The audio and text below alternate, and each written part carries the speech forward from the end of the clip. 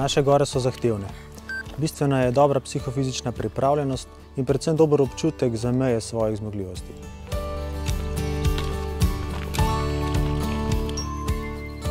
Turo načrtujte tako, da se tej meji niti ne približate. Tako vam bo vedno lahko ostalo nekaj energije za vsak slučaj, ko gre kaj narobe. Že dan pred turo je potrebno poskrbeti za dovolj počitka, dost vnosa hrane in pitje vode po požirkih. Potem pa zadosten spanec in zjutraj zgodaj na pot.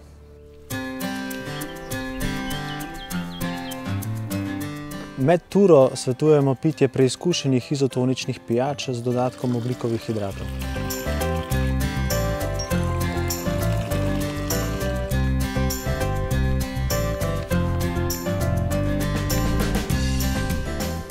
Zaradi velikih naporov je pričakovana določena stopnja utrujenosti in dehidracije.